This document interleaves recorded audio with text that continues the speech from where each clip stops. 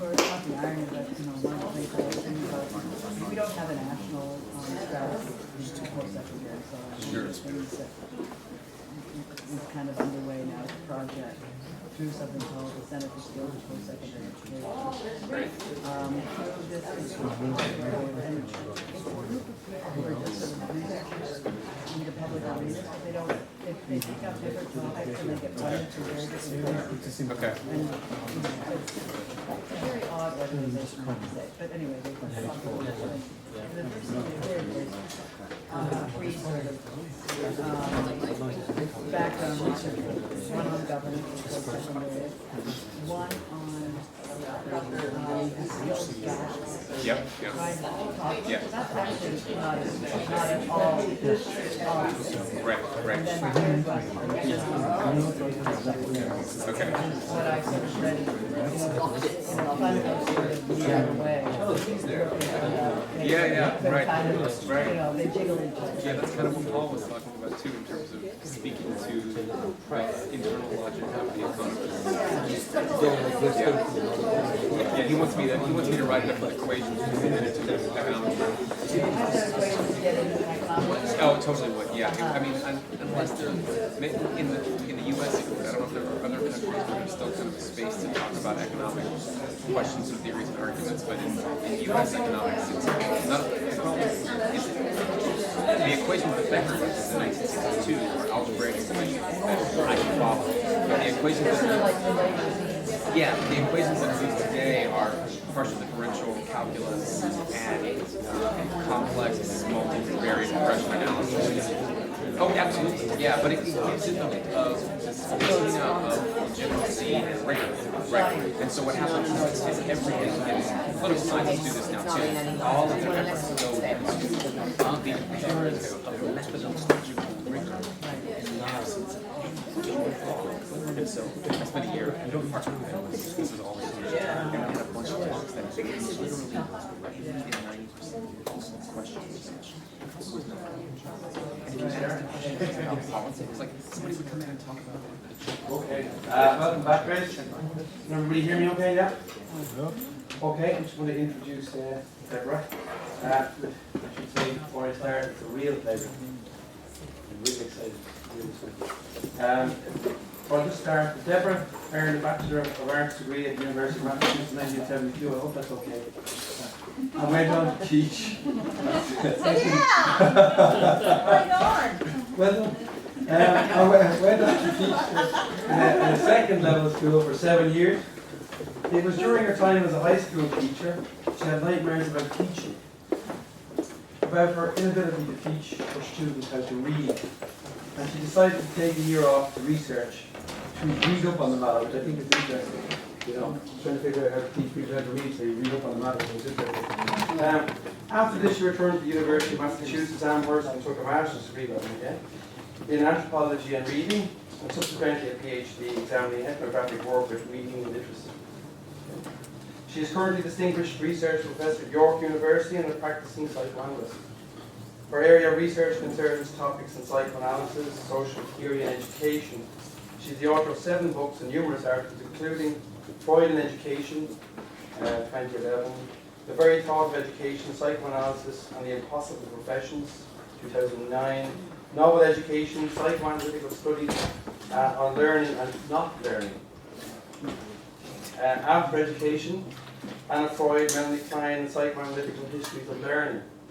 That's 2003. Practice Makes Practice, 2003, and Lost Subjects, Contested Objects toward a Psychoanalytic Inquiry of Learning.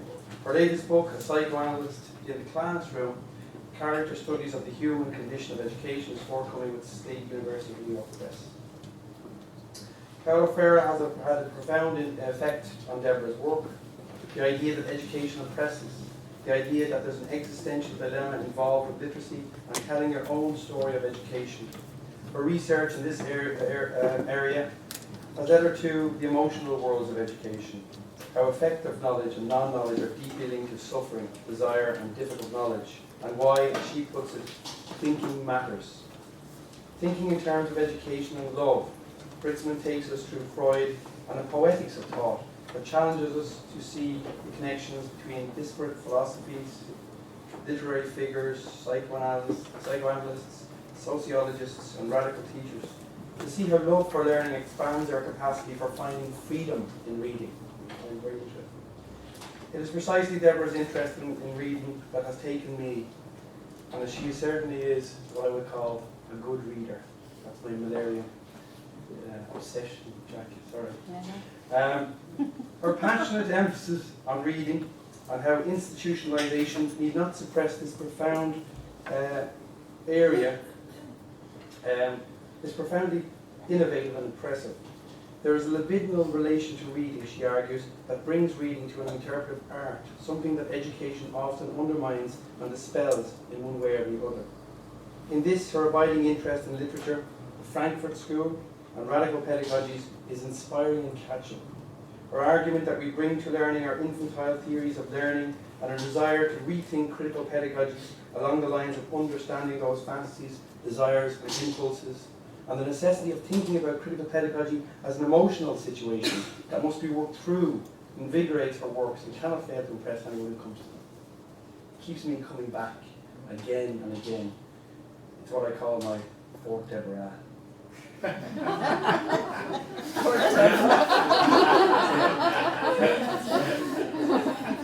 There's no point in me telling you this.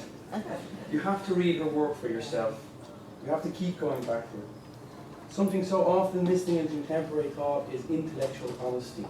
And what I find in Deborah's work is intellectual honesty, which I really, really prize among critical thinkers, more than anything else, intellectual honesty. And I find it more.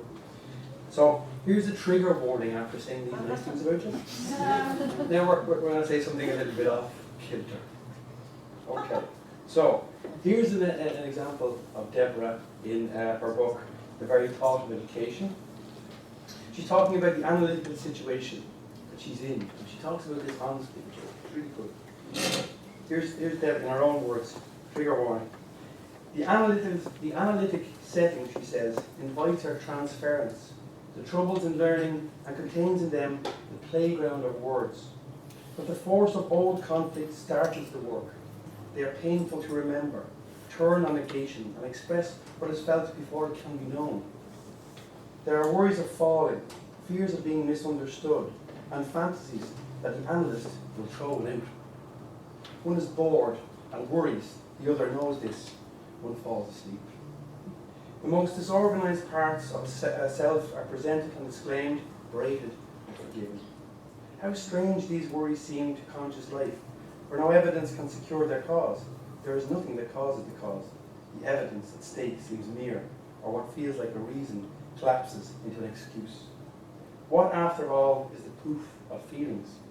Without justification, I report my dreams and feel my own strangeness. Their literalness is astounding, and on better days they make me laugh. I dream I am being introduced before my important lecture as Professor of Sausage.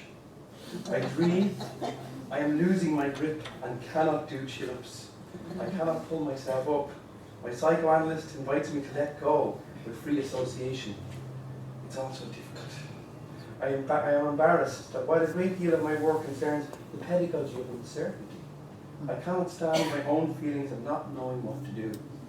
And yet, as with analysis, much of what goes on in education is the transference, the uncertain exchange of confusion, love, and words. So without further ado, Professor of Sausage.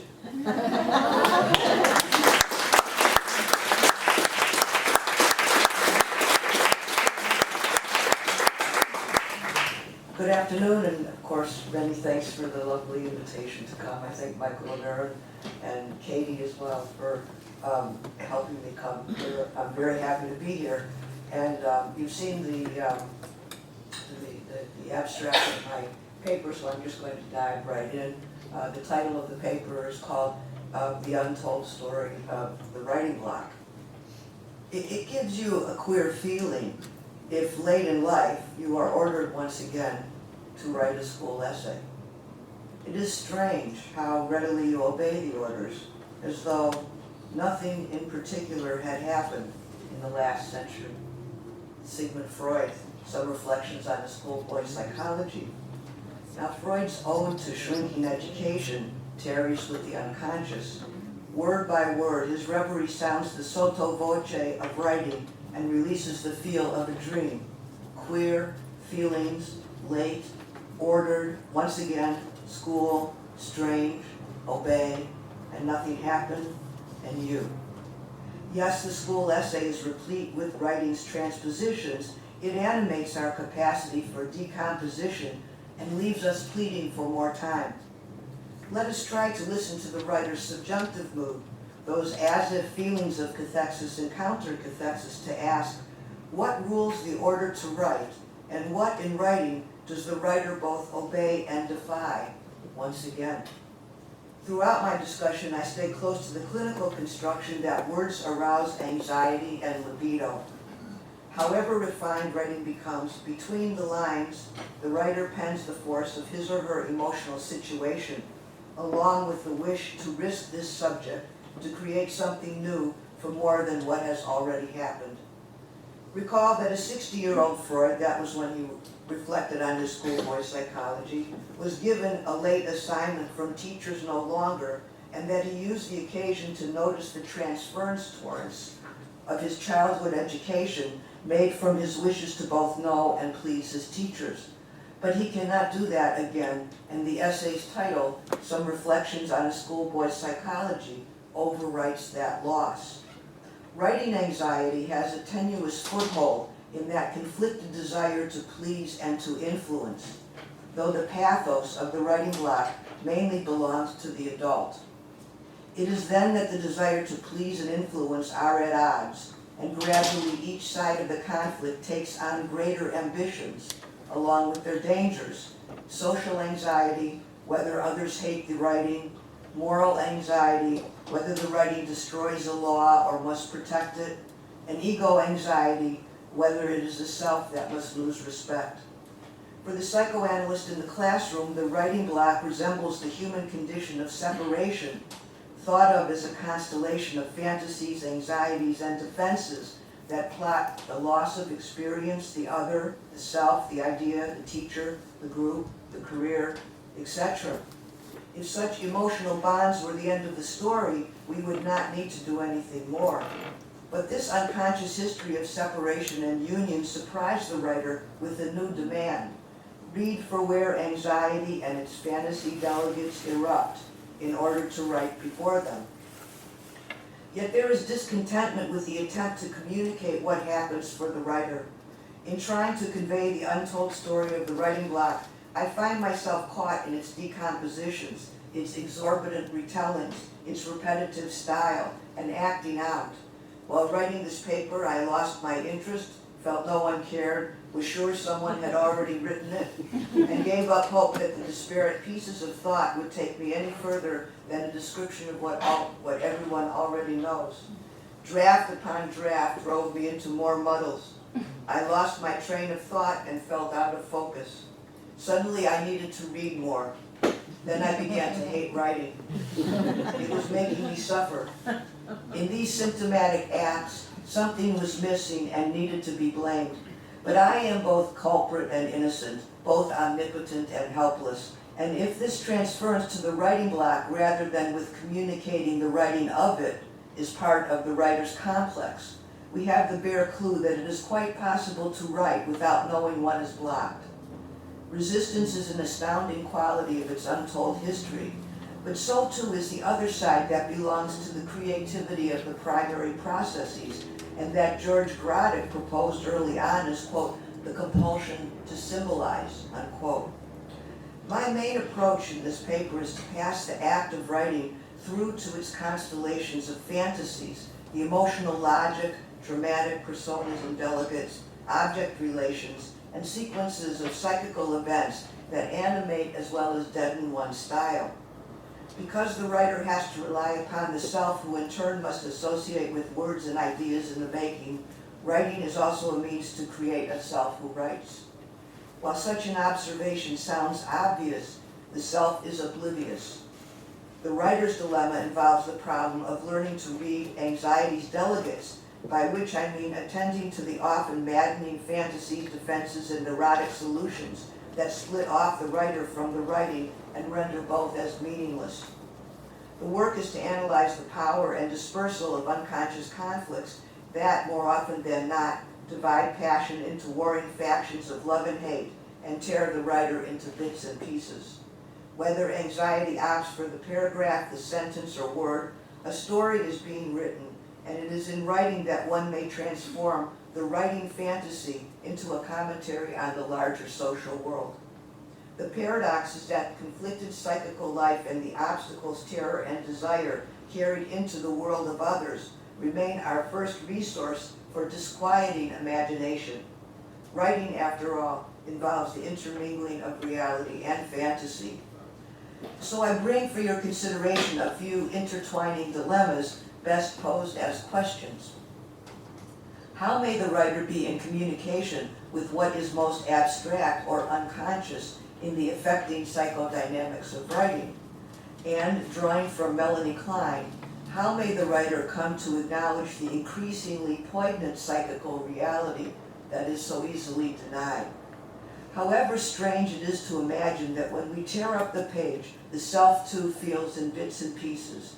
It is in writing that we have access to the emotional situations we have faced before and that return again as omnipotent fantasy and helplessness.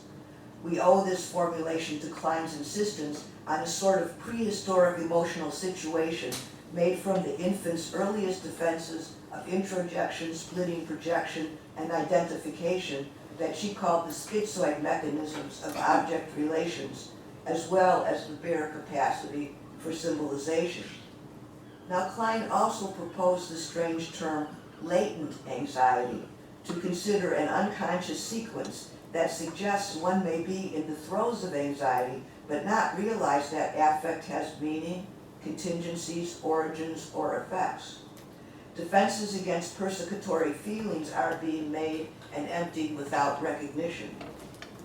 The latency occurs, she writes, quote, by the particular method of dispersal, the feeling of being disintegrated, of being unable to experience emotions, of losing one's objects, is, Klein writes, in fact the equivalent of anxiety, unquote. So a sequence of anxiety unfolds: fragmentation, loss, destruction, and displacement. Not knowing and needing to know brings the writer to feel wrong, but unable to locate the problem. Then comes the second dilemma. The writing block being written resists its own telling, and this latency is an unusual claim, given how often we complain about not being able to write the way we want. The writing may be going well, and then, just as suddenly, is treated as worthless. Sounds like a love affair, doesn't it? Hard to say what has happened. There is plenty of frustration to pass around, and displacement serves that function, but the sequence of anxiety begins with an unbearable aggression. For Klein, the earliest problem is libidinal and already symbolic, in that libido seeks objects. Aggression, perhaps the earliest response to frustration, and itself a sign of life, begins with the introjection or taking inside parts of the external world only to worry that in the act of incorporation, like eating, devastates the integrity of the object who seems to know it is being destroyed. Then comes the worries that the object is angry and will return to destroy us. Yet even in this fight to the finish, something new occurs. Within the anguish of the paranoid schizoid position, new doubts and concerns for the object occur through a mental constellation that Klein named as the depressive position, a concern for the object relation, however imaginary. The ego or self is at odds with the mix-up of desire and frustration as it confronts the emotional situation or psychical reality of the destruction of the good object. The numerous anxiety situations Klein identified as our emotional situation and that serve as an obsessive index of loss may be read as a good enough allegory for what the writer then faces. Quote, to quote only a few of them, this is Klein, there is anxiety how to put the bits together in the right way and in the right time, how to pick out the good bits and do away with the bad ones, how to bring the object to life when it has been put together, and there is anxiety of being interfered with in this task by bad objects and by one's own hatred, etc.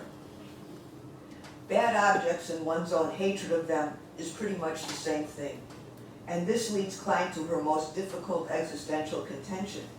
The basis of anxiety is the hatred of psychical life, itself a fantasy, further agonized by the defense of the denial of psychical reality. So we have with Klein a terrible vicious circle. Klein maintains that fear of destruction forms the bottomlessness of depression, which is very different than the depressive position, and the painful latency at work in all inhibitions. While there is more than one story, the situation of the writing block contains common subjective elements: unhappiness, frustration, depression, neuroses, obsessionality, and separation anxiety. Such events are placed under the sign "nothing happens," that occur in voluntary settings dependent upon the social bond, such as university, psychoanalytic institutes, academic journals, conferences, dissertations, and various assignments that call upon the ego's desire to write and the superego's dedicated hostility. In writing, anxiety and desire go hand in hand. The odd part is that one comes to the university as either a professor or a student to write, and may find the self now driving around in the state of the writing block. And it is a guilty state ordered by rules, rituals, and courts of law. There are writing police, stop signs go directly to jail cards, waiting in line, traffic jams, accidents, expired permits, and assurance policies. The writing block is a character world of object relations, many of whom are suspicious of the desire to write. Who cares? The poor writer thinks, to no one in particular. Even in nomenclature, the writing block repeats its conflicts. There is no one there. There is little agreement as to its etiology, its precipitating factors, its genetic evolution, its symptomology, its cause, and its subjective predicament. Except for the gigantic disappointment factor, the writing block is hard to read. A psychoanalyst named Edmund Bergler coined the term in 1947 in his paper called Further Contributions to the Psychoanalysis of Writers. While his nickname, the writing block, has great legs, the paper is largely forgotten, not only because it contains a riot of opinion, or that it reads a self-parody of mid-century psychoanalysis and its preoccupation with the analyst as all-knowing figurehead. Bergler's dusty work is ignored because he can't help hating the writer in trouble, and readers do receive this hostility. His view is that the writing block is a regression into the oral cannibalistic phase of libido, and that leans upon infantile defenses that fend off persecutory anxiety with the weapons of greed and envy. I do think that self-hatred is a complicated affair, but due to the fate that objects are always involved, in my view, Bergler's explanation repeats the problem by ignoring the suffering writer and why the writer feels at loss. A few years later, Bergler wrote another defense of this theory called Does the Writing Block Exist? And he answers with certainty and concludes that anyone who cannot agree with him is stupid. Avital Ranel, who wrote a book on stupidity, would have a field day.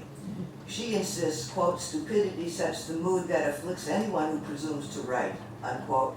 And although she does not mention the famous writing block because it is not one stupid thing, she does rehearse a long list of flouncing affects the writer calls upon: depression, hostility, revenge fantasies, ambivalence, and anxiety. Ranel admits that, quote, a writer rarely confides the mood in which an act of writing is established, unquote. She was discussing her invitation to a conference presentation where she was given a topic. For all kinds of reasons, she accepts the assignment but then feels constrained by it and angry with herself. If everyone, she suggests, has the experience of writing in unfreedom, she continues this thought by characterizing writing as being, quote, about the difficult hinge where the mirage of freedom and stark unfreedom meet, unquote. And then she notes with that thought, a wave of anxiety emerged with the work at hand, unquote. There are, most of us will admit, pressures the writing sustains, and whether we call it our mood or simply our emotional situation, we do have to break free of something we may not know. Klein considered such experiences as interlinked to the feelings of loneliness and the fear of parting. From a different vantage, Roland Barthes' provocative lectures, the preparation of the novel, also picture writing from the side of its emotional experience. Writing brings the writer to new realms of difficulties and pleasures. The lectures concern the fantasy of preparing to write a novel, an odd topic since we have to imagine what goes into and then disappear in writing. Barthes' pedagogical principle for his lectures was simply stated, quote, "I sincerely believe that at the origin of teaching such as this, we must always locate a fantasy which can vary from year to year. The principle," Barthes continues, "is a general one. The subject is not to be repressed, whatever the risks of subjectivity," unquote. The risk belongs to that which captures the writer and holds her back. Barthes proposes a few solutions, such as taking drugs, or even writing about breakdown, as many writers have done.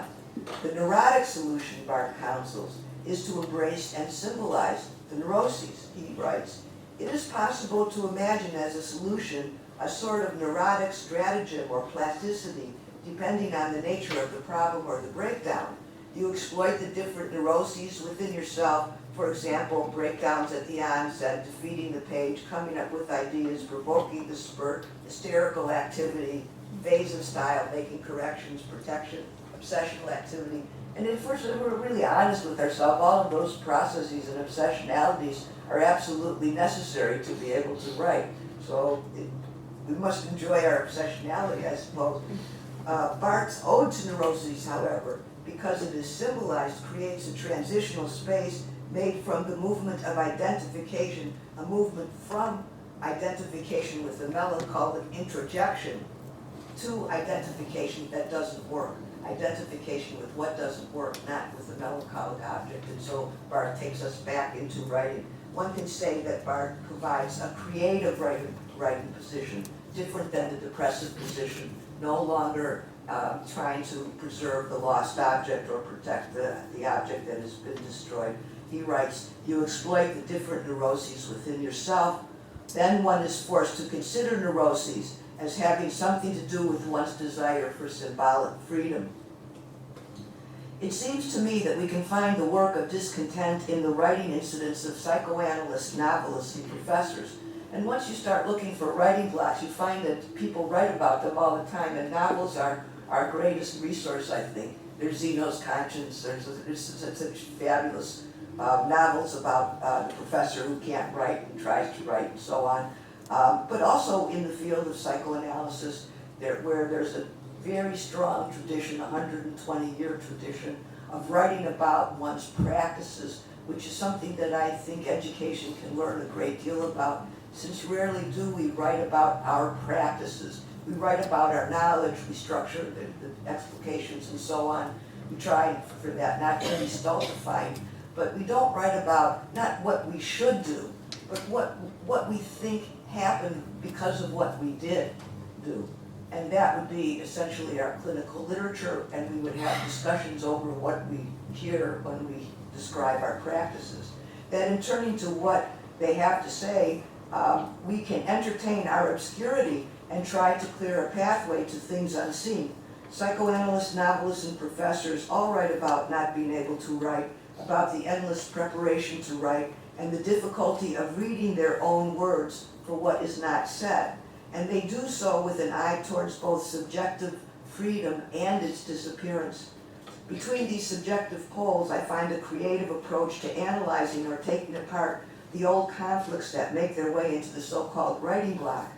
Except for holding on to Barthes' idea that we exploit the neuroses, I shall try to set aside an avalanche of advice and technologies of pedagogy that purport to cure the block, partly because writing already involves directions one that cannot follow, and partly because of my claim that the indefinite character of the writing block means that the writer lacks an object, a dynamic condition for anxiety.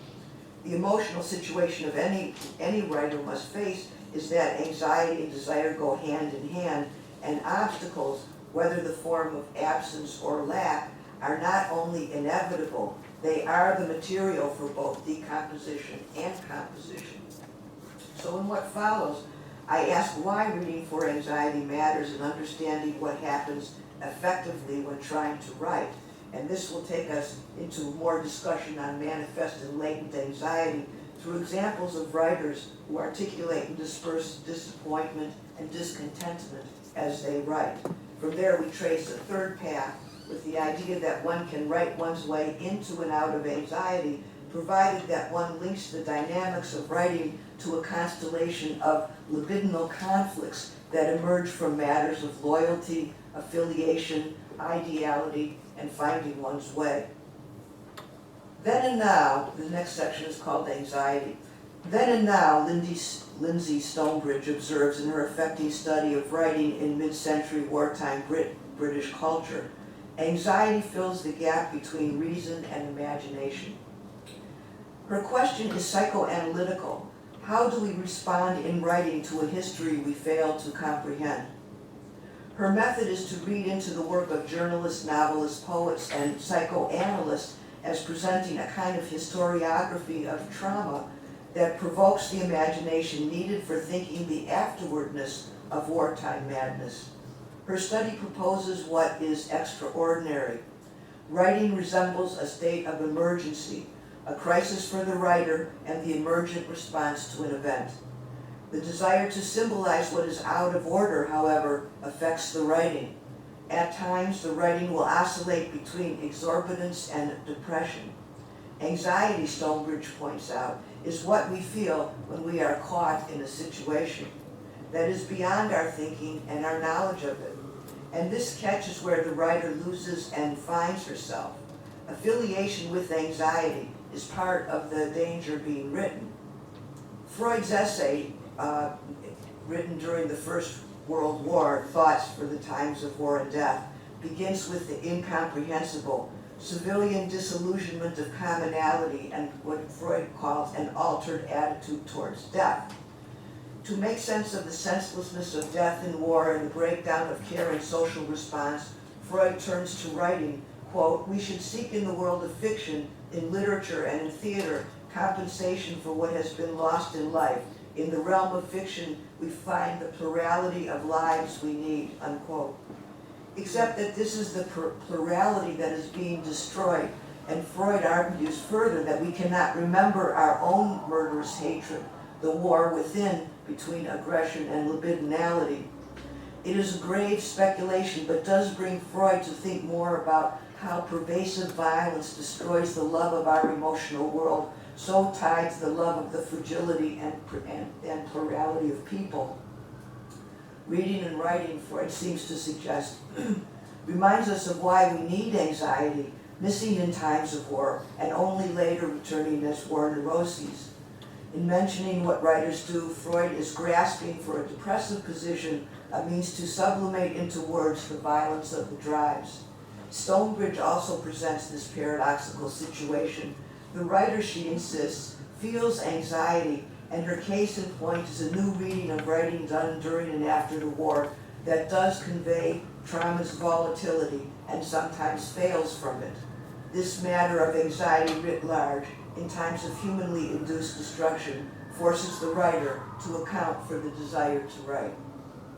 Now, it's a difficult transition to move from representing war and death to picturing the benign and not so benign university classroom, although we can observe that education receives what the social cannot repair, that learning repeats its breakdowns without knowing why, and that before students and teachers are able to prepare, they are witness to the human condition through their crisis of education. In everyday classroom scenes, the little traumas or narcissistic blows felt as persecutory affect the writer. As Winnicott would insist, ordinary learning carries on something extraordinary. Quote, "The antisocial tendency," Winnicott notes, "appears in the normal or near normal child where it is related to the difficulties that are inherent in emotional development and characterized by an element in it which compels the environment to be important, unquote. When Winnicott writes of the antisocial tendency, he is referencing the vicissitudes of ordinary frustration and aggression and the need for a witness. The antisocial tendency on this view is not a diagnosis, but a mechanism for hope that the response to frustration will be of a different order than the provocation that the outburst brings, and that the environment, meaning the responses of others, will be able to stand the revolt without taking revenge. To press this point further, if one is to write what is on one's mind, the antisocial tendency is needed. We are moving into an area of how writing is psychically experienced by the writer, and as we shall see, the intermingling of fantasy and reality and love and hate are major turning points in the untold story of the writing block. I'm going to cut the paper just a little bit to move on to some illustrations, so as not to get so abstract, but I'll just speak briefly on this little section called symptoms, working with Freud's great statement on anxiety, inhibition, symptoms, and anxiety. And one of the problems with this essay is that he's grappling with this idea of whether anxiety is as a signal of danger, whether it's automatic, and from where does it come, or whether it's phantasmatic. This is a question that can't be solved. And Freud's theory of neuroses intertwines the catastrophe of the ego's losing love with the problem of the loss of imagination. This is the key problem that education has not come to terms with. It really isn't so much about unlearning, but it is about the devastation of the mind and the question of whether or not, whatever the world is like, part of what we do in our work is to protect the mind and be on the side of freedom. And that may be just a very small thing, but it's something that I think we have to experience, and our students have to continually to experience. But the obscurity of trying to understand anxiety for Freud belongs to the ego's mechanisms of defense. And anxiety, he says, is really related to expectation or anticipation, but not for the future, but for the return of what has already occurred.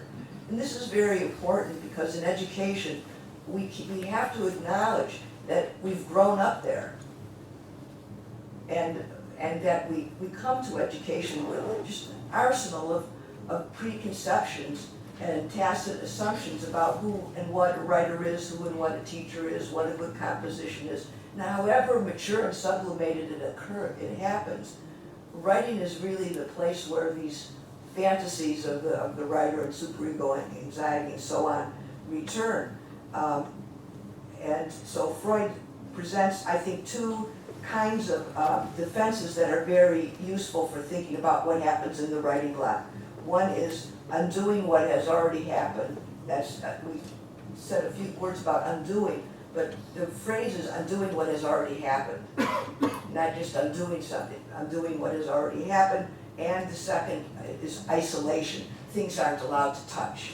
It's a prohibition of sexuality. It's a prohibition of bringing together writing and eros. In terms of the defenses, undoing the writing, either through endless editing, harsh comments that seem to kill off an idea before its time, and never letting go are key obsessional activities. And I want to say that these occur when we grade our students' papers as well. It's not just the writing of our papers, but it's also tied to how it is how we feel when we grade our students' papers, how angry we get, or how many times we just give up, and what is such a mess. Isolation further disrupts by denying the meaning of the block as a piece of emotional life, keeping the writing to the self. We've all had students that won't show us their writing. Years go by, they're not ready to share, or thinking that one citation will wreck another, so conflicting ideas are kept separate and even forgotten, and being bothered by putting things together. And essentially, just as a child is being beaten, a conflict is being written. The anxiety that joins these defenses, it seems to me, concerns the worry that having one's say can only mean being sent into exile as punishment for one's ideal. Here the dejected writer believes she will never be published, that there is no place for her work, and that no one cares. It's a paradox that the defense of isolation, keeping things from touching, brings closer the problem of associations that make psychical reality itself. Freud understands the dilemma this way, quote, the experience is not forgotten, but instead is deprived of affect, and the associative connections are suppressed or interrupted so that it remains as though it remains as if isolated and not reproduced in an ordinary process of thought. So touching involves putting things together, and that's really one of the basic erotic structures of writing.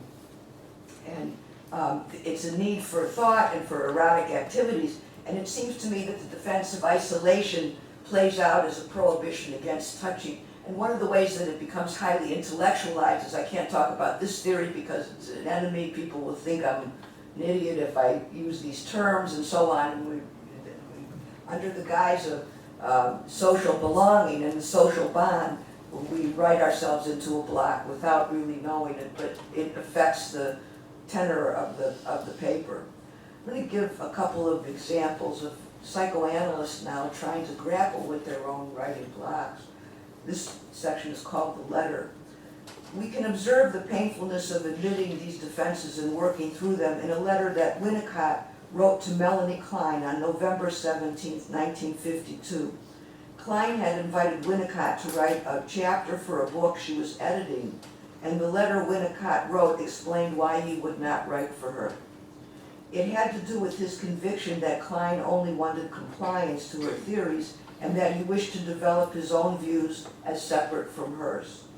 We can see the antisocial tendency as the needed position, but also a hope that the other, namely Klein, will respond without further persecutory anxiety. His letter is excruciating to read.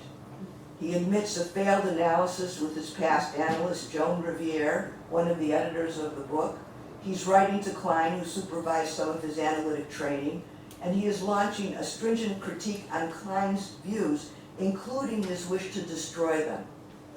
In a letter that declares the personal cost of freedom of thought, he writes, quote, I am writing this down to show why it is that I have a real difficulty in writing a chapter for your book, although I want to do so very badly. This matter which I am discussing touches the very root of my own personal difficulty, so that what you can see, what you can always be dismissed as Winnicott's illness, but if you dismiss it in this way, you may miss something which in the end is a positive contribution. My illness is something which I can deal with in my own way, and is not very far from being the inherited difficulty in regard to human contact with external reality. And I think we really do forget that in education, that there is like a very big difficulty with being in contact with whatever external reality is. We don't have Klein's response, and only occasionally through footnotes did Klein mention Winnicott's work, sort of erased from the Kleinian archive. Winnicott, however, will continue to write on the problems of Kleinian formulation. He will admit his hostility through the concept of the antisocial tendency and his 1947 argument, Hate in the Countertransference. And there he will reverse Klein's formulation of the baby's hatred for the mother. It is the mother who must hate the baby and must know this hatred so well that she can surrender to love. And when I teach this paper, we play with why the student must hate the teacher, why the teacher must hate the student, and we never finish the list. One example, the professor hates the student because when they ask the student what was the best part of the class, the student says, writing to my friends. Wipe out the professor. The professor mustn't retaliate. The psychoanalyst Ronald Britton discussed Winnicott's letter in his paper on publication anxiety. Britton was addressing the analyst's anxiety in publishing her or his work, worries about putting forth a declining or unpopular theory, of not being original enough, of being disloyal to one's analyst, and of having to face a matrix of hostility that divides the psychoanalytic societies into warring factions. He points out that anxiety also musters an intense epistemophilic desire to communicate to the other what one knows, along with the fear that either no one will care or the writer will be condemned as wrong or crazy. The defenses involve a great deal of splitting into good and bad, undoing what has already happened, and isolation. This no one may be real, but as agony, no one is in the writer's mind, and may include fantasies of the indifferent audience, the hostile ones who read only to attack ideas, the disappointed ones who cannot be moved, the ones the writer may put to sleep. It is important to remember that these bellicose characters wager with the writer's mind, and Winnicott's letter admitted such poignancy when he wrote of his own illness as the inherent difficulty in regard to the human contact with external reality. The fear may be real angst, as Winnicott's letter shows. And while the sadism at its height in both academic and psychoanalytic culture seems to justify the fantasies, the issue is that the fantasies themselves justify anxiety. There are fantasies that match this anxiety with the defense that the writer is smarter than anyone can ever understand, that the writer wishes to destroy the other's ideas, that the influence of others is a sign of weakness, and that the writer must go it alone. There are for Britton two external and psychical pressures that tear at desire. He describes one as a fear of rejection by the primary intended audience, and the other is a fear of recrimination by colleagues with whom the author is affiliated. Both involve the anticipation of isolation and, more significantly, the loss of love. I have already mentioned Klein's view that parting and loneliness go hand in hand, and I understand Britton to be suggesting that the defenses against anxiety in the form of undoing and isolation are paradoxically the first places of writing. Britton's contribution turns to the writer's fantasies, and he can then describe what happens if the anxiety goes unrecognized by the writer. Quote, if it is denied, it may result in a superficial, complacent text. The writer's feelings of compliance do turn into a complacent text. The odd part is that one will have written anxiety into the paper by way of academic citations that don't belong there, by backtracking on one's argument and slipping it back in, and by offering false homage to one's theoretical parents with stingy reference. Sometimes the enemy is made small through a footnote. It is as if the antisocial tendency so needed to write suddenly turns against the self. Britton came to these conclusions after analyzing one of his own papers. It is a turn to the writer as subject. Sometimes, Britton observes, it simply corrupts the language. At other times, the meaning of discourse. I think anxiety about affiliation may be prevalent in psychoanalysis now. There seems to be uncertainty as to whether psychoanalytic theory is in a state of fragmentation or integration. Now, I'm going to give a couple more examples. I think I have a little bit more time. Yeah? Okay. We'll skip over the famous Bartleby working in the dead letter office, Melville short story. Couldn't be helped. Poor fellow. Okay. But it's true that no one would elect to possess a writing block. This is not a desire. This is a situation that one finds oneself in. Marion Milner's self-study, she's an analyst, on not being able to paint, brings us to the heart of the matter. Published at a time when the question of creativity for ordinary people was just entering psychoanalysis, Miller's own disappointment with her painting, what she described as copies of appearance. So she called her art copies of appearance. And in some ways, we may feel that way about some of our papers. Led her to question what the desire for mastery denies, and so she had to consider her mood. She was in search of the practical problems, what she took for granted and refused to see, and what she felt as absence. Here's Miller. The more I thought about the direction in which the study was leading, the more one thing seemed likely, that the original work in painting, if I was ever to get beyond the stage of happy flukes, would demand facing certain facts about oneself as a separate being, facts that could often perhaps be successfully bypassed in ordinary living. Thus it seemed to me that it was possible, in spite of having lived a life of independent work and travel and earned a living, to have evaded certain facts about the human situation, or only given a superficial acquiescence to them. Otherwise, why was it so difficult to feel about, as well as to think about, the separation or togetherness of objects, unquote. Emotional facts Miller must face us all. The human condition involves what we may disclaim about the self. Our vulnerabilities are evaded by anxieties, defenses, aggressions, and fantasies that have something to do with how we bear separation and union. The writer has to take things apart before they can be put back together. Children no longer.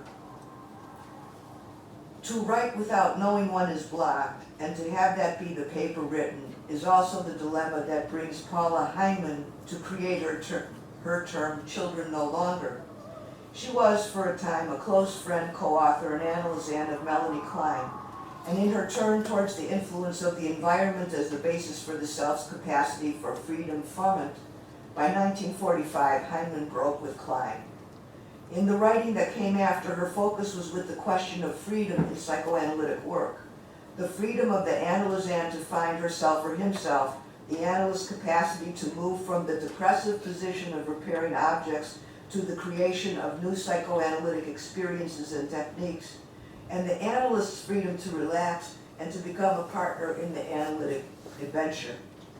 Heinemann's reorientation is first hinted in the conclusion of an early paper of Sublimation, where she wrote, this is in 1939, the height of war, "As I have said, the inner world is a never-ending drama of life in action. Life is bound up with the dramatic, dynamic process set up by aggression, guilt, anxiety, and grief about internal objects, and by the impulses of love and restoration. Love and hate are urging the subject to strive for sublimation. The internal freedom to which I refer is a relative, not an absolute fact. It does not abolish conflicts, but it enables the subject to enlarge and unfold his ego in his sublimations." Now let me break my train of associations for a moment and quickly review some of my paper's main considerations that I see revolve around Rennell's insight that the writer is caught between freedom and unfreedom, freedom in the sense of possibilities yet to be known, and unfreedom in the sense of the anticipation of constraints that feel as if there's no way out. For Britain, one consequence of feeling trapped takes shape in publication anxiety. Winnicott's view of the antisocial tendency is a provision for expressing frustration, provided that the environment can stand it. Barth's solution to the writer, the neurotic stratagem, suggests that all writing and teaching locate the emergence of a fantasy. Stonebridge places anxiety in the gap between reason and imagination, and with Klein we grasp that losing one's beloved object and fear that they have been destroyed is anxiety. With Milner's view, we take one more step, and this concerns disquieting imagination. The creator must face both good and bad in the emotional world. For Heinemann in her last paper, the omnipotent fantasy to disillusion is that of ideal beginnings. Remember, the paper is called Children No Longer. And she uses it to locate the tensions made while trying to write her way into this new concept called Children No Longer. There's a hyphen between the words. There she's 80 years old at the time she wrote the paper. There she expresses the passing of time and the remnants carried forward that bring her to articulate the difference between children and adults, and freedom and unfreedom. Of special interest is why Heinemann spoke of her writing block as an unconscious fantasy that she saw being repeated throughout the paper. She speculates on why the latent anxiety contained in the phrasing "children no longer" was so difficult to release. Heinemann was 80 years old when she wrote Children and Children No Longer. She was asked by J.B. Patalis to contribute a paper about her work and focus on her responses to being with a child. Her first 3 sentences will tell the story in miniature. Quote, I start with the first ideas that came into my mind immediately after reading J.B. Pantalis' invitation to take part in a project that I warmly welcome. The word ideas is not quite correct. What occurred to me was pictures, scenes, memories of contact with children outside my professional activities. Unquote. It takes Hyman quite a while to turn to the clinic. She provides lovely anecdotes of very young children's emotional logic that seems improbable to the harried adult who has forgotten her or his childhood. And then she returns to the warm welcome of being asked to write the paper in a short section titled Editorial Demands and Strictures. There, hostility is given air, she writes. So far, I realize I've only reacted to J.B. Pantalis' personal letter, and that was easy, child's play, so to say. Indeed, without becoming aware of it at the time, I behaved like a child, and by playing showed what I do, in fact, consider characteristic for children. They respond immediately and easily to benevolent invitation to express their thoughts, to be active and creative. As I now study the demands and strictures issued by J.B. Pantalis, the editor, things at once become different. I encounter difficulties with which I am only too familiar. An empty page stares at me, and my mind goes blank, unquote. The personal letter has turned into the harsh editor, and Hyman's mind goes blank. There is no other way to present what has happened, except that she continued writing and asked herself a question when she noticed her anger and began to vent criticisms. She writes, "Is it significant that the ideas are hostile?" I answer in the affirmative, unquote. She goes on to write, "Perhaps I have identified with a child, this time when confronted with a stranger, not knowing how to start a dialogue, or with parents who for reasons of their own were unable to initiate contact or respond gladly to the child's attempts at reaching them," unquote. The rest of her paper plays in the land of hostility. She discusses ideas she hates, errors she regrets, and concludes with her disagreement on the order for the analyst to be neutral and uninvolved, something that was raised yesterday. There are, of course, an accrual of incidents that retroactively become the catches of recounting a life history that brought Hyman to become again the child she once hoped she was, but is now no longer. Fantasy is written out, and its offer of unlearning is used to refine the pleasures in presenting her evolving views. We should note that the hostility or aggression she musters is only the raw material for a sequence. The writer giving way to a fantasy of origin, then the suspicion as to who is originating what, then blankness, and then to an idea that she could properly destroy. There is an admission of aggression and a communication on the currency of the writer's affects. Barth's rule, however, comes after. The principle is the general one, writes Barth. The subject is not to be repressed, whatever the risks of subjectivity. We have, in a nutshell, the sequence of fantasy and its relation to writing anxiety, disclaimed, rendered significant, and worked through. It turns out that the untold story of the writing block is unconscious, a convolution of conflicts of fantasies of affiliation, loyalty, aggression, free association, desire, and the social bond. We have been there before, but without knowing why. Still, we must express our discontentment, that compulsion to symbolize, to even begin to write over an index of loss. Perhaps that open secret, too, was what Freud's Ode to Timelessness touched upon. Queer feelings, late, ordered, once again, school, strange, obey, and nothing happened. But of course, a great deal happens under the sign of nothing. We asked, kids, what did you do in school today? Nothing. How was the class? Nothing. It is, after all, nothing, after all, is the portal to the unconscious, to an affecting topic, to the maddening difficulties of communication, and to the disquieting of imagination. As for the writing assignment and our sense of the order to write, the antisocial tendency, however schizoid, will be our best resource, provided that we can stand ourselves as we write. Thank you.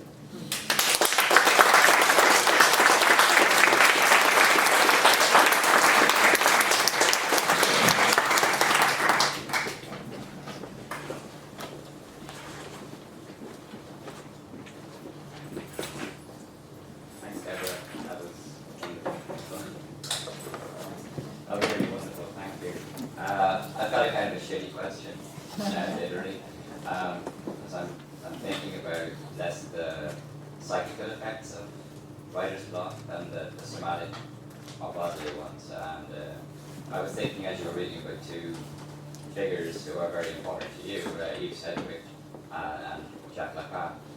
We both talk about writer's block in different ways, but focus on a certain region of body, which is the anus. Sedgwick in that essay is the rectum straight, where she talks about Henry James, and fisting as écriture, where he reaches into his bowel in order to fish out what the words, which he's then able to allow to tumble onto the page. But it seems interesting that one of James's biographers says that he suffered from terrible gastrointestinal problems, which he wrote about to his brother quite a lot, which seemed to inhibit his ability to write. And then, of course, it's also interesting that Sedgwick's own essay on writing is called A Poem Is Being Written, which mimics the Boyle essay, you know, but focuses primarily on her own anality. And then the Lacan, very quickly, because I can't remember which seminar it's from, is where he talks about staring at a blank page, and then when you manage to cross over from the sort of constipating effects of not being able to write, he says, like, it's the inscription that marks the page is like a turd. So I wonder if you could say something about the sort of somatic or genitalic effects of blockage. Well, this is very interesting. I mean, the question that I have is if subjectivity is not to be repressed, we have to start to talk about the development of libido, oral, anal, genital. And I tend to think about it more as symbolically, because in my practice I work with adults. The children are quite different. They're all out there and they're happy to play with shit and so on. But for the adults, comparing money and shit, you know, this question of the relation of the body to our objects is something that is very, very difficult to talk about.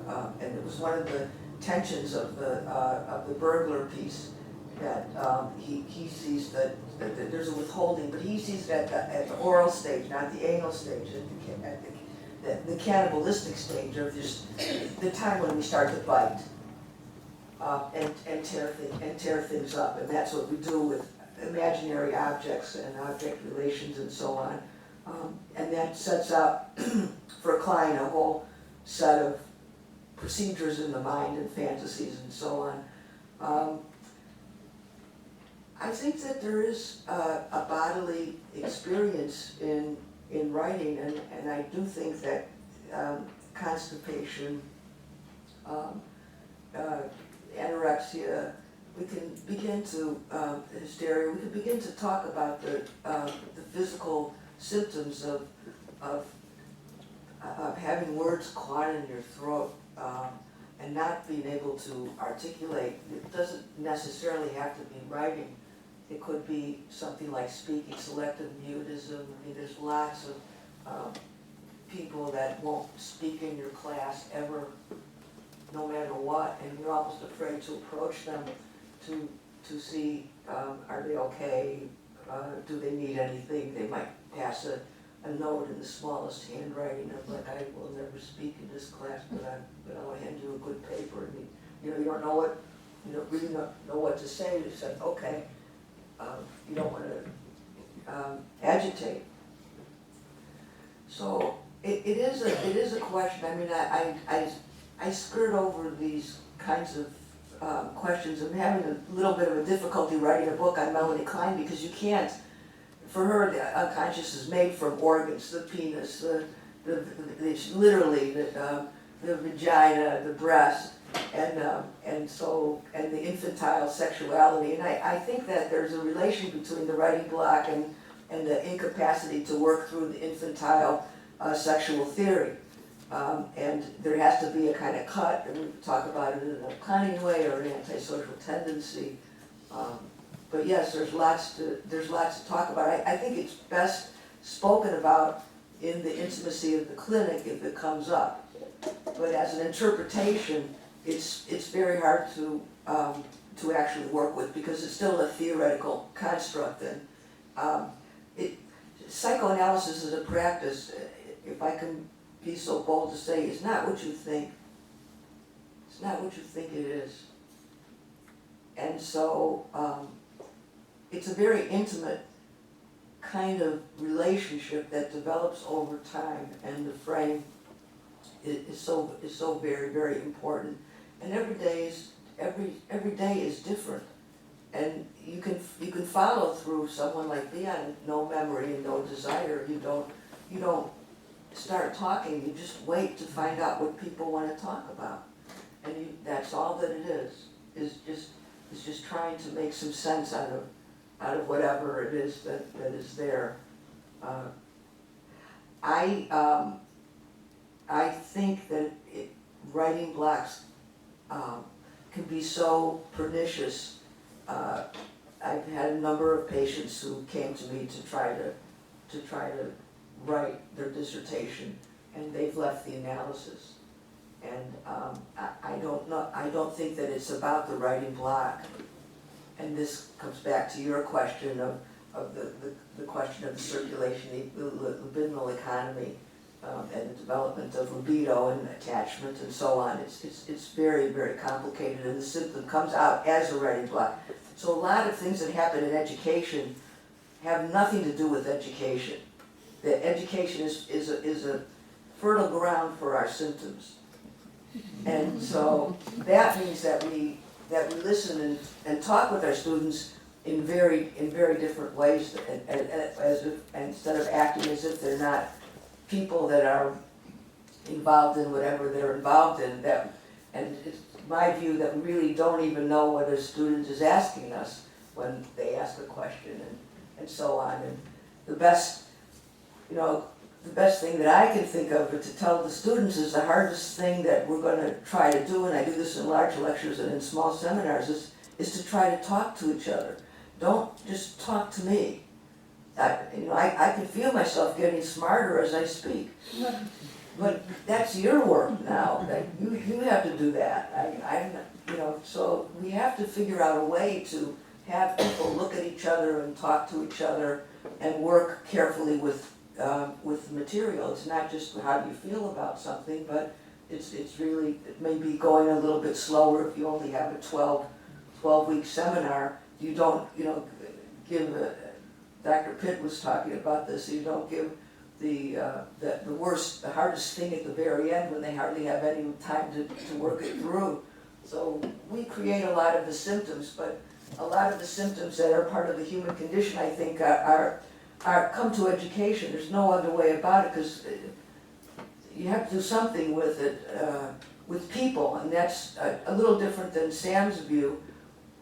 Education for me, particularly the compulsory education, is the great confinement, if we talk about it through Foucault. You have to put people between the ages of 4 and probably 30 somewhere. Because the adolescence is too long. You have to be able to have a playground for humanity, and education is that place. So sometimes it's very utilitarian, sometimes it isn't, but it has to be a lot of different things at once. So where the human capital theory forgets is that there's little people that need to be protected and rendered safe and have things to do with their experience.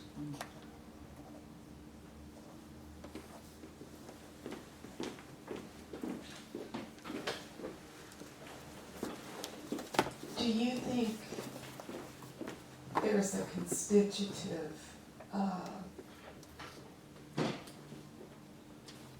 time out of jointness for the human subject? I'm asking because I was struck by the phrase pleading for more time. And it seems as, if you think in terms of Lacan on the demand, that we are, the fact that we are infantile for so long puts us in relation to an adult world's expectations in a kind of particular and peculiar way. That is to say, how can a child be ready ever? Or how is one ever ready for the world?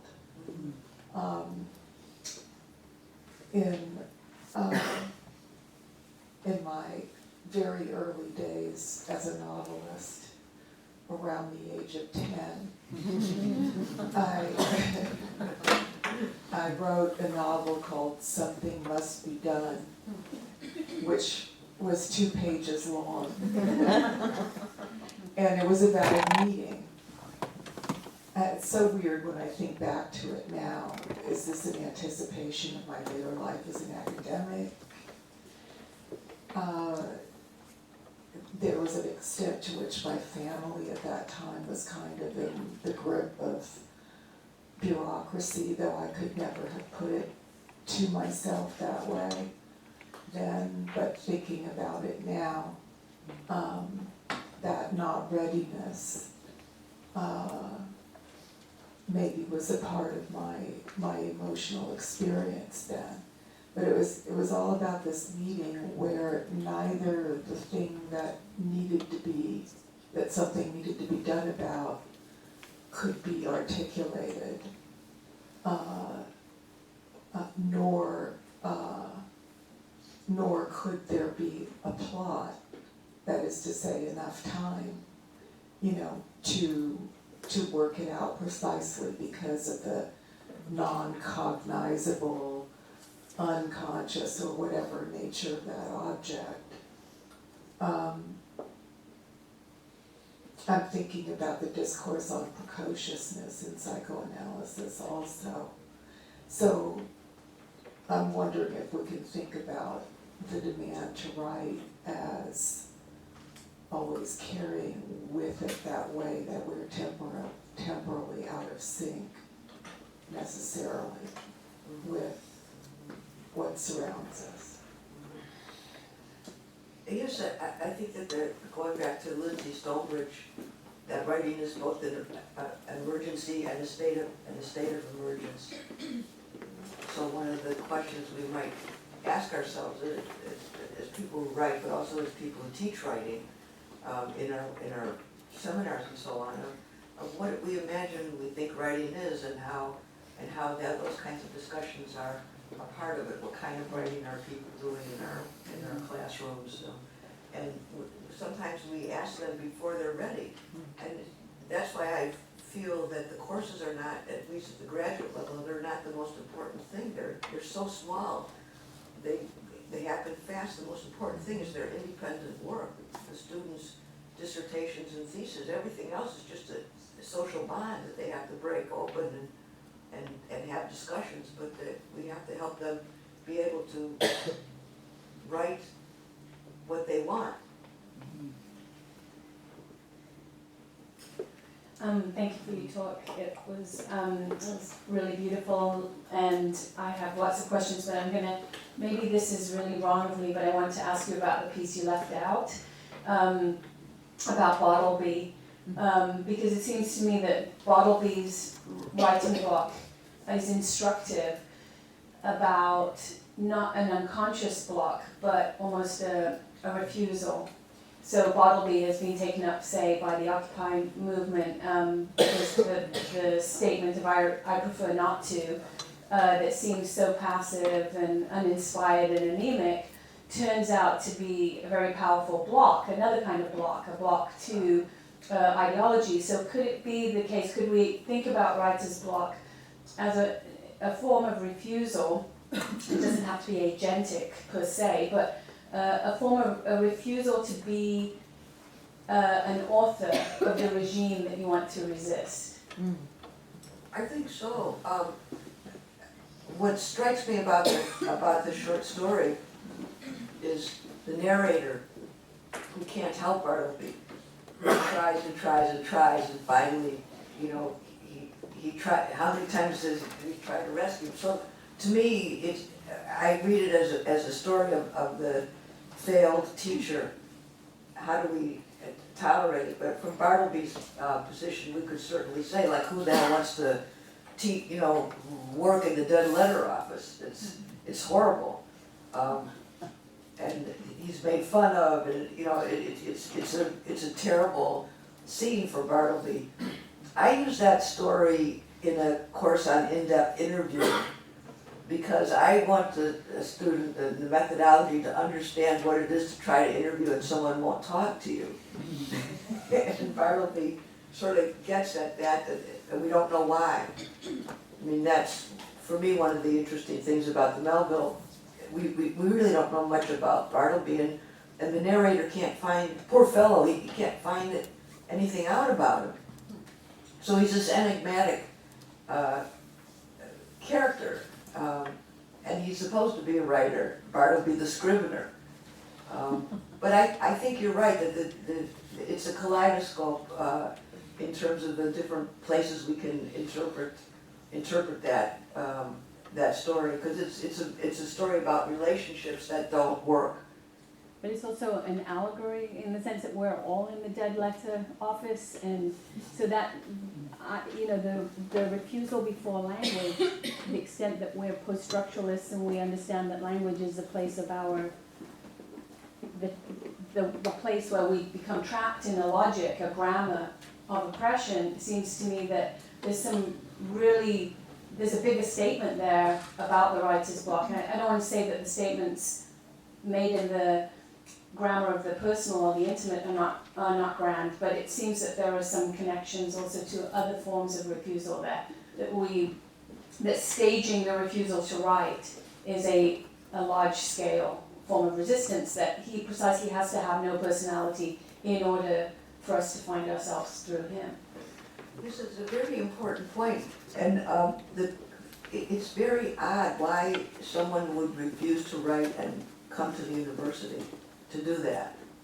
This is what I'm very curious about. Why the writing block is a symptom of education. What else is going on there?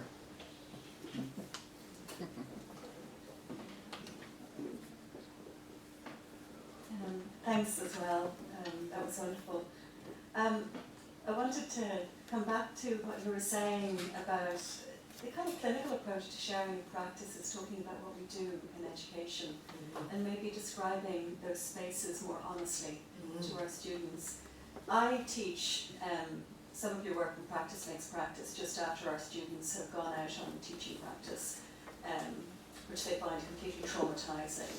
And the biggest problem with teaching or work is they agree with everything you say, which is really interesting because somehow it's naming something about the complexities and ambivalences of their experience and their anger and resentment and so on, their performance. When I teach first years, it's curious that every opportunity that I give them to write, I give them a piece in bell hooks, and it's about students' fear of thinking. And I'd say 400 out of 450 of them choose to write on that topic. And yet at the same time, despite their awareness of vulnerability and fear and so on, these are primary school student teachers, they hold on to this image of control at every level. One must control the children before doing anything. And it's such a powerful image of, like, how do I control these children? And yet, of course, they're uncontrollable themselves. But I'm wondering about, and this is coming back to this, I mean, really asking you, how, as teacher educators, can we create spaces that are more honest about the experience of speaking for all of us, the experience of writing, the process, the affective processes we might go through, and again, maybe to talk a little bit more about your own practice in that regard. What approaches do you use to create, I suppose, to orient differently the dynamics of these educational spaces, especially for people who are going out to become teachers? You know, part of what I do with the undergraduates, I teach a course called I call it the adolescent teacher, but it's called the adolescent and the teacher. So I work now with human development, so I don't spend much time in schools.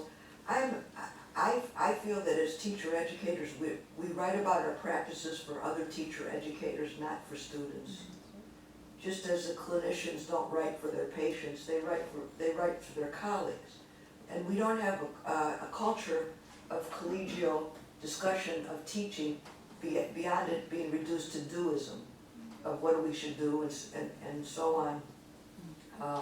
This is a question of how it is we might structure the ways in which we have group supervisions and so on, and maybe borrow from some of the clinical I'm talking about in teacher education, which is very, very practical, very, very practical work. But I go back to your question about the out-of-jointness. We have to really understand that the university is not a transfer zone of work skills, particularly in the professional schools. It's slow time. Particularly we can't warn them, look, you're going to be a class of 36 students, some of them are going to need X, Y, and Z, they're not going to speak the same language, there's going to be psychotic structures in the schools, you're going to have kids hitting you and throwing up on you and blah, blah, blah. Why would anybody want to go there? I've already been there.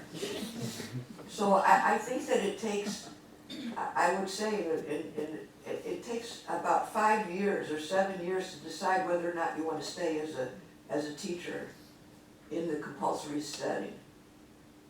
And whatever happens in the compulsory setting will happen at the university. It's something that the people in the university don't really understand, that whatever happens in schools, in loco parentis, will be brought to the university. And we're seeing those major changes. It is neoliberalism, but it's also something else is happening with the university, and that is that it's the great confinement. So it's going to have more and more regulations, and at least in thinking about the administration. At my university, they're all professors who work in administration for a while, and they come back, so they're not these cruel people. They're trying to figure out how to deal with the state apparatus as opposed to the so they're in between the professors and the state apparatus, and this is something that plagues teacher education, where we have to teach more and more stupid stuff. Because somebody says, well, the kids don't know how to write a check, or already their skills are irrelevant in the technological age. Like, we're dinosaurs. Education is a dinosaur, if you want to be truthful about it. So I would say that it takes a very long time, and if we slow down and let the students express their confusion, let the students say, I disagree with you, or no, I want to control it. Okay, how are you going to do that? That's like don't take away their worries. Let them decide that they are worries, rather than imperatives and demands and stuff. So that's what I would say, is to help people with the vocabulary for what they think they're demanding of the teacher, and what that might mean for their own capacity to think. And that takes a long time, and it's not just one class.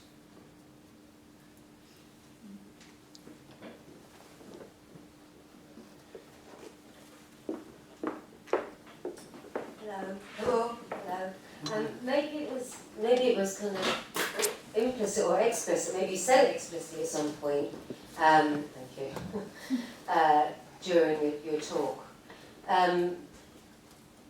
Well, I'm just going to say a couple of things before I ask the question of maybe what the explicit or implicit was. You're quoting Freud from the Inhibitions, Anxiety and Symptoms, and you said that anxiety is not related to the future, and he goes through that in relation to the difference between fear and anxiety in the infant, I think. It's not related to the future, but to the return of something that's already occurred. And the writer has to take things apart and just put them back together again. Okay, so and earlier on you said something about writing being something to do with kind of going through and working through and coming out of anxiety in some kind of way. It's both anxiety and an undoing of anxiety, I think you said in some way. And maybe you did make this explicit, but are you kind of suggesting that writing is somehow akin to the analytic situation? I mean, maybe that was implicitly there in what you said. I don't remember you actually saying it, but is that what you're suggesting?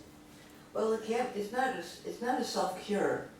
So writing is about, in my view, about the social bond, and how are we going to, what are going to be the ethics of our work as we write, and why the writing block sort of severs that very question from our mind. Can we go into reverie and free association?